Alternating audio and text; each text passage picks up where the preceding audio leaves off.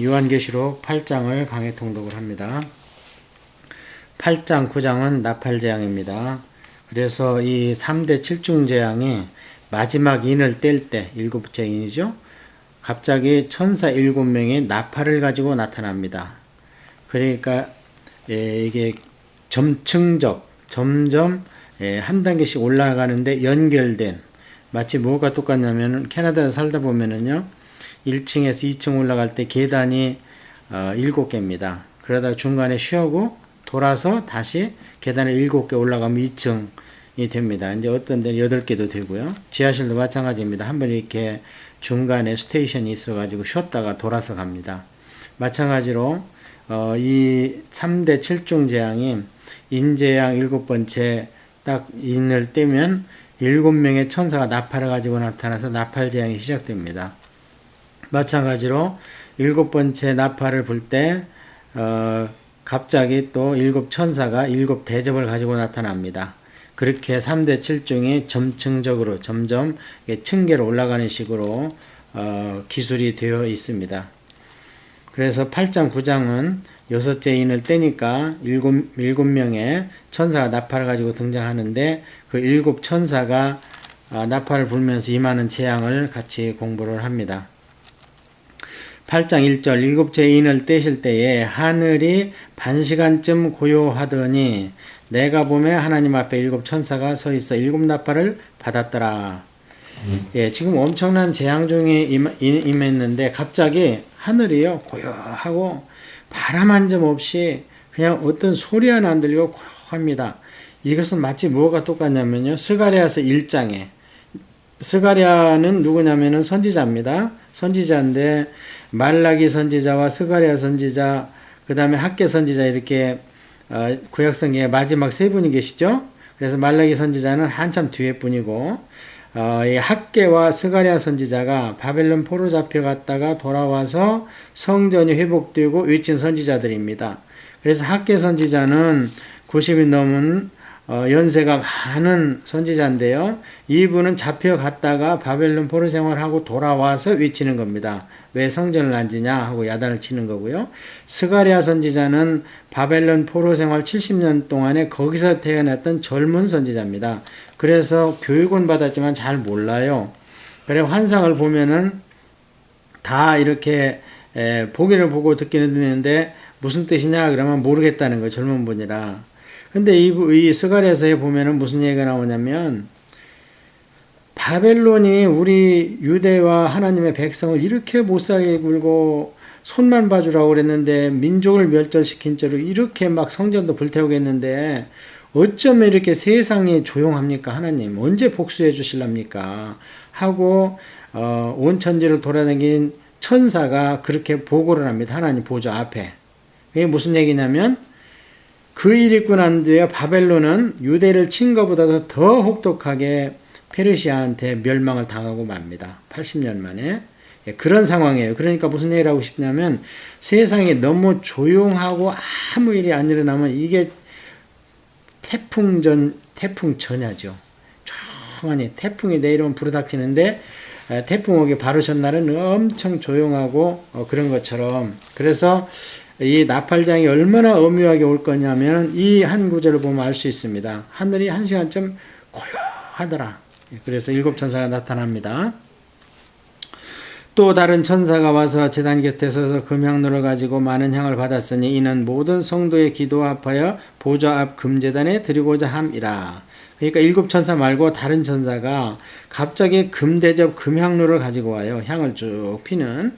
그래서 그게 뭐냐 그랬더니 성도의 기도랍니다. 이건 우리가 앞에서 설명했습니다. 예수님의 대관식을 할 때 그때도 순교자들이 막 기도를 하는가 하면 그 다음에 우리가 여섯 번째 인을 뗄 때 그때 막 순교자들이 또 기도를 하고 그래서 5장 8절 이런 데 보면은 이거 우리가 아까 다 들었던 내용인데요. 무슨 얘기냐면 향연이 성도의 기도와 함께 천사의 손으로부터 하나님 앞에 옮겨 올라가는지라 천사가 향로를 가지고 제단에 불을 담아 다가 땅에 쏟음에 우레와 음성과 번개와 지진이 나더라. 그러니까 성도의 기도를 받아가지고 하나님께서 그걸 받으시고 그 성도의 기도를 담아온 금 향로에다가 이 불을 담아서 확 지상에 뿌려버리는 거예요. 그러니까 엄청난 우레와 번개와 음성과 지진이 막 나는 거죠. 그러니까 항상 하나님께서는 기도를 들으시고 일을 행하신다. 뒤에 또 그렇게 나옵니다. 기도를 들으시고 일을 행하십니다. 자, 그 다음에 7나팔을 가진 7천사가 나팔을 불기를 준비하더라. 그러니까 아까 확 뿌렸죠. 이제 그걸 자세하게 설명하는 것이 6천사가 나팔을 부는, 그러면서 재앙이 임하는 것을 보겠습니다. 첫째 천사가 나팔을 부니 피 섞인 우박과 불이 나와서 땅에 쏟아짐에 땅의 3분의 1이 타버리고 수목의 3분의 1도 타버리고 각종 푸른 풀도 타버렸더라. 여기에 지금 아까 7장에서 유브라데스 강에 있는 천사 4명, 사방에 있는 천사를 활동을 중지해 놨는데 아직 그 천사들은 안 풀어놨어요.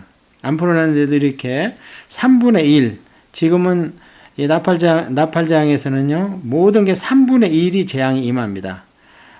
종전에 인재앙에서는 4분의 1을 멸할 권세를 받았다 그랬잖아요. 그리고 나중에 이제 대접장에 가면은 전부 멸하더라, 이렇게 표현이 되기 시작합니다. 자, 그래서 이제 수목이나 이런 것들이 타버리고 완전히 타버렸어요. 그런데 이게 이제 원어로 보면 카타카입니다. 카타카. 이거 무슨 뜻이냐면 서서히 타가지고 그런 게 아니고 단번에 한 번에 불살라버리고 타버린다, 재가 된다, 이런 뜻인데요. 이건 무슨 얘기냐면 가끔 이제 이런 재앙을 풀다가 지금까지 누적되어 온 것이 3분의 1이 아니냐, 이렇게 설명을 하시는 분들이 있는데 이 원어는 그런 뜻이 아닙니다. 일시에 이런 일이 일어난다는 거예요. 그러니까 행성이 떨어지든 화산이 폭발하든 이건 순식간 아닙니까? 그래서 한 번에 이런 일이 일어나기 때문에 아직은 나팔 재앙은 임하지 않았다, 이렇게 보고 있는 거죠. 둘째 천사가 나팔을 보니 불 붙은 큰 산과 같은 것이 바다에 던져지며 바다의 3분의 1이 피가 되고 바다 가운데 생명 가진 피조물들의 3분의 1이 죽고 배들의 3분의 1이 깨지더라. 이것도 단번에 이루어져요. 거의 단시간에. 그래서 불 붙은 큰 산과 같은 것이 바다에 던져져요. 그러니까 산이 아닙니다. 이거는 산이면 옮겨갔다 그러죠. 그러니까 엄청나게 큰 행성이, 유성이죠. 이건 이제 행성은 이 열층에 내려오면서 타다가 그냥 돌덩어리가 떨어지는 거고, 이제 유성 같은 경우에는 불 타고 있는데 그게 아직 다 못 타고 별똥별 같이 생긴 큰 것이 이제 바다에 팍 떨어지는 거죠. 그러니까 이것 때문에 바다 고기들이 다 죽는 거죠.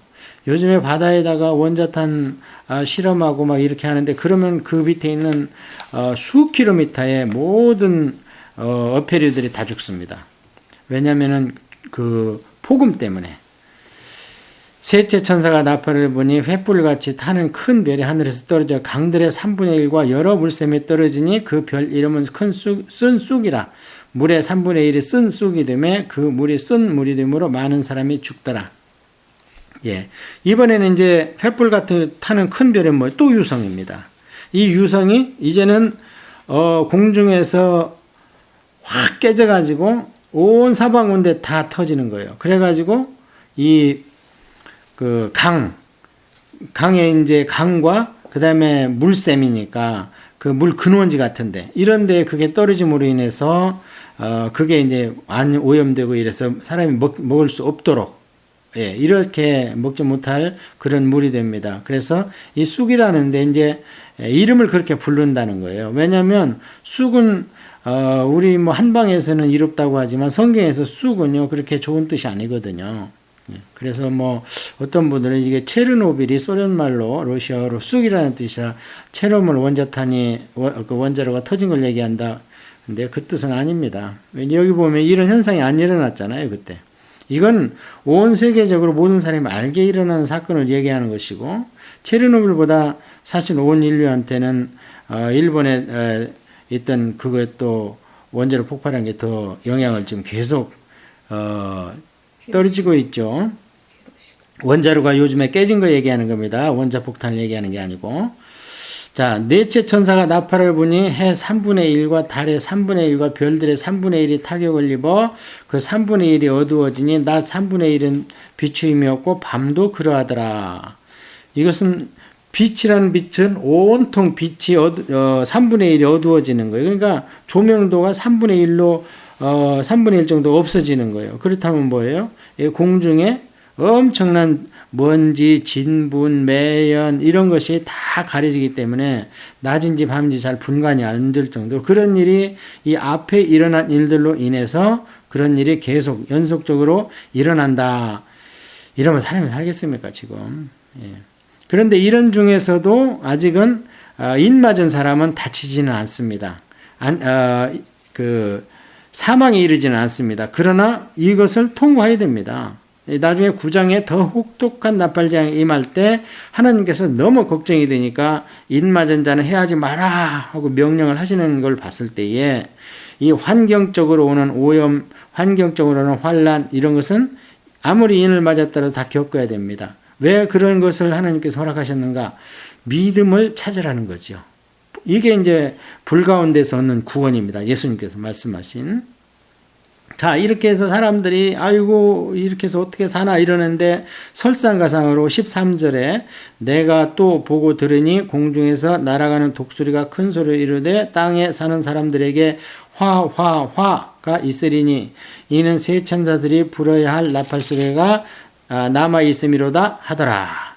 이제 독수리 같은 천사 이렇게 번역된 번역본도 한국 번역본도 있습니다. 자, 이렇게 해서 이것도 힘들은데 네 번째밖에 안 끝났는데 설상가상으로 재앙이 온다, 재앙이 온다, 재앙이 온다 이렇게 독수리같이 생긴 천사가 하늘을 이렇게 날아다니면서 그렇게 외칩니다. 그러니까 이제 더 이제 믿음과 믿음 없음이 가짜 믿음이 다 드러나는 거예요. 이렇게 엄중한 시기가 오면 믿음이 그나마 없어 보였던 사람이라도 하나님만 찾습니다. 그래서 어려워 봐야 환란이 와 봐야 믿음이 분간이 됩니다. 평화로울 때는 다 믿는 것 같죠.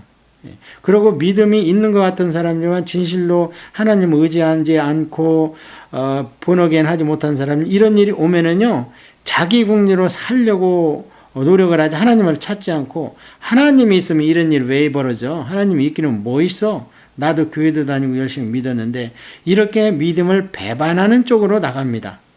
이게 이제 7배 천사가 6배 천사가 나팔을 불 때 확연하게 드러납니다. 9장에서. 이렇게 해서 8장은 너무 나팔장이 엄유하기 때문에 2장으로 나눠서 성경의 설명을 하고 있습니다.